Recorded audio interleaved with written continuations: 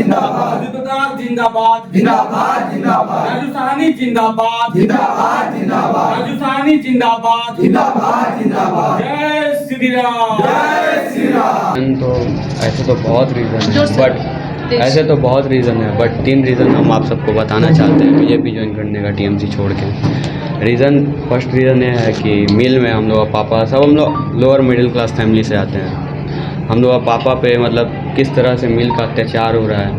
एक दिन काम हो रहा है तो दूसरा दिन उनको बैठा दिया जा रहा है कि आप काम नहीं करने पा रहे हैं। उनका उम्र हो गया है तो उनको काम नहीं दिया जा रहा है। हम लोग डेली काम करते हैं, डेली खाते हैं, हम लोग ऐसा फैमिली का है। तो और दूसरा रीज़न ये आता है कि हम लोग जो बिहारी कल्चर से हम लोग आते हैं। हम लोग छठ पूजा में देखे कि चांदनी माठ में उसमें पार्टी पॉलिटिक्स इन्वॉल्व हो गया पूजा में, ठीक है। ये हम लोग का एक मतलब फेस्टिवल नहीं है, ये हम लोग का एक इमोशन है, उसको वो लोग चोट पहुँचाया। तीसरा रीज़न हम लोग का इधर पे मोहल्ला में मतलब गुंडा बदमाशी। हम लोग स्टूडेंट हैं, हम लोग पढ़ना चाहते हैं, हम लोग को शांति माहौल चाहिए पढ़ने के लिए। तो उस प्रकार का माहौल हम लोग को मिल नहीं रहा है तृणमूल के कारण। ऐसा कोई कि बीजेपी में ज्वाइन करने के लिए आपको प्रेशर हो कोई? बीजेपी में मन से ज्वाइन किया या फिर बीजेपी में मन से अपना पूरा मन से ज्वाइन किया है। बीजेपी का काम देख के ज्वाइन किया। इससे पहले आप तृणमूल करते थे? हाँ, जाते थे तृणमूल का रैली में दोस्त के साथ में जाते थे। तब दिखा कि नहीं जाने लायक नहीं है, जहाँ से आँख खुला उधर से वापस आ गए। जो भी गलती हुआ होगा वहाँ से वापस। हाँ, तृणमूल की वजह से फैमिली का अवस्था खराब चल रहा है। बहुत ख़राब चल रहा है। पापा को नौकरी नहीं मिल रहा है, पापा का काम नहीं मिल रहा है। परिवार एक दिन काम करा रहा है, दूसरा दिन बैठा दे रहा है, तीसरा दिन बैठा दे रहा है, काम ही नहीं दे रहा है। बहुत हालत ख़राब है फैमिली की। आशा करते हैं कि बीजेपी आने के बाद ये सारी जो संकट दूर होगी। हाँ, अदर स्टेट में तो देख के आशा पूरा 100-200% है कि होगा, सुधार होगा बंगाल देखो में। ऐसा हो सकता है कि आप इससे पहले तृणमूल में थे तो आपको वहाँ से भी कोई प्रेशर आ सकता है, धमकी मिल सकती है? कोई दिक्कत नहीं है, कोई दिक्कत नहीं है। जैसे आपको सुदीप्त जी ने कहा দিন ধরে আপনাদের বলে আসছি যে বীজপুরে জেনজিরা বিদ্রোহ ঘোষণা করবে, কারণ দেওয়ালে পিঠ ঠেকে গেছে। বাংলার যুবকরা পরিবর্তন চাইছে, বাংলার যুবকরা এই অরাজক পরিস্থিতি চাইছে না। তাদের আর হারানোর কিছু নেই, তারা তো জানে তারা যে পরিস্থিতিতে আছে সেই পরিস্থিতিকে কাটিয়ে ওঠার লড়াই। সুতরাং এরা রাস্তায় নেমেছে এবং আগামী দিনে আগামী রোজ কয়েকদিন আপনারা দেখতে পারবেন যে বীজপুরে কী পরিমাণে সাধারণ মানুষ বিদ্রোহ করবে। কারণ যুবকদের কাছে এই তৃণমূল সরকার 7টা জুয়া ছাড়া কিছু তুলে দেয়নি। যুবকদের কাজ নেই, চাকরি নেই, ছাত্রদের পড়াশোনা নেই। আর জুয়া সাট্টার কথা আপনি বললেন, আজকে আমি সভা থেকে বলেছি, কালকে আমরা থানায় এটা নিয়ে আমাদের একটা প্রতিনিধি দল যাবে, 2টো প্রতিনিধি দল থানায় ডেপুটেশন দেবে, ছোট করে একটা গিয়ে একটা চিঠি দিয়ে একটা ডেপুটেশন দেবে যে বীজপুরের সমস্ত সাট্টা, বেআইনি সাট্টা, অনলাইন লটারি এগুলোকে বন্ধ করতে হবে। পুলিশ যদি এগুলোকে বন্ধ না করে তাহলে আমরা এই জেনজিদের সঙ্গে নিয়ে আমরা রাস্তায় নামবো এবং প্রতিটা সাট্টা, বেআইনি মদ এবং অনলাইন লটোর ঠেক ভেঙে দেবো। চোখের জল, পরিবারের চিন্তা, আপনার সাথে এসে তারা আশা ভরসা নিয়ে কীভাবে থাকবেন আগামী দিনে? একদম আছি, কারণ এরা নরেন্দ্র মোদীর উপর ভরসা করছে। এরা দেখেছেন ভারতবর্ষের যশস্বী প্রধানমন্ত্রী কিভাবে সারা আমাদের দেশকে বিশ্বের কাছে সম্মানের জায়গায় নিয়ে গেছে। এনারা দেখেছেন যে ভারতীয় জনতা পার্টির সরকার যে যে রাজ্যে আছে সেই স্টেট কেমনভাবে ডেভেলপ করেছে। এই যে ছেলেগুলো এরা কী চায় বলুন তো? এটা কাজ চায়, একটা কাজ করবে, সে কাজ শেষে পয়সা আনবে, বাড়িতে 2টো পয়সা দেবে বা তার পকেটে পয়সা থাকবে, সে একটা সকাল রাত করবে, একটা ভালো জামা কিনবে, একটা বাইক কিনবে, সমাজে একটা রক্তদান শিবির করবে, পাড়ার একটা গানের অনুষ্ঠান করবে। যুবরা তো এটা চায়, খেলাধুলা করবে। যুবকরা এগুলো যুবকদের দিতে হবে, যুবকদের কাজ করার অধিকার দিতে হবে, তাদের হাতে কাজ দিতে হবে। বেকার ভাতা তো পাচ্ছে তারা।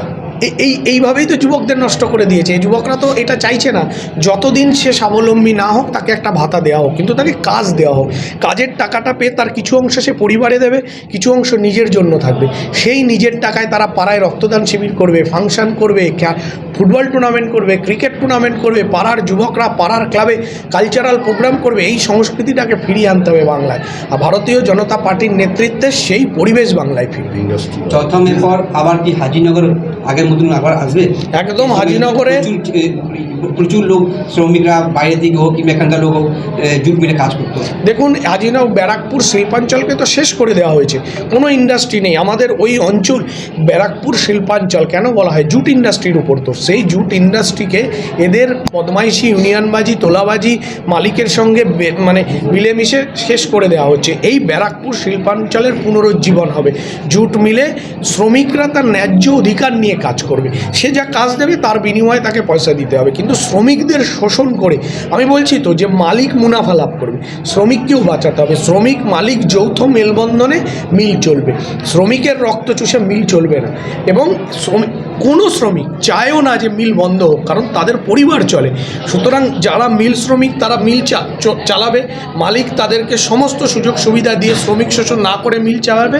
প্লাস যে ভারতীয় জনতা পার্টির সরকার হওয়ার পর পশ্চিমবঙ্গে ভারী শিল্প আসবে, যেখানে পশ্চিমবঙ্গের যুবকরা কাজ করবে। এটাই তো আমাদের প্রতিশ্রুতি। শিক্ষা, স্বাস্থ্য, কর্মসংস্থান, এই ইস্যুকে সামনে রেখে তো এই নির্বাচন। সেই ইস্যু এদের পছন্দ হয়েছে, প্রধানমন্ত্রীর আহ্বান এদের পছন্দ হয়েছে, যে নরেন্দ্র মোদী যে কথা বলেন সে কথা রাখেন। সেই আহ্বানে সাড়া দিয়ে এরা ভারত মায়ের জয় বলতে বলতে ভারতীয় জনতা পার্টি। যে মিলগুলো বন্ধ হয়ে গেছে সেই মিলগুলোর কি অবস্থা? দেখুন, যে মিলগুলো বন্ধ হয়ে গেছে সেই মিলগুলোর ব্যাপারে আমাদের ওই অঞ্চলে যারা ইউনিয়ন আছে তাদের পরামর্শ নিয়ে, এবং যারা অভিজ্ঞ এই ব্যাপারে জুট মিল সম্পর্কে যারা অভিজ্ঞ, আমার পাশে হালিশহরের চেয়ারম্যান আছেন, উনি দীর্ঘদিন ওই অঞ্চলের এক্স চেয়ারম্যান আছেন রাজু দাস, যিনি দীর্ঘদিন ওই অঞ্চলে রাজনীতি করেছেন। ওই অঞ্চলে আমাদের জুট মিলে আমাদের ইউনিয়ন আছে, এরা প্রত্যেকে অভিজ্ঞ, কারণ এরা দীর্ঘদিন ওই অঞ্চলে রাজনীতি করেছেন। এনারা ঠিক করবেন।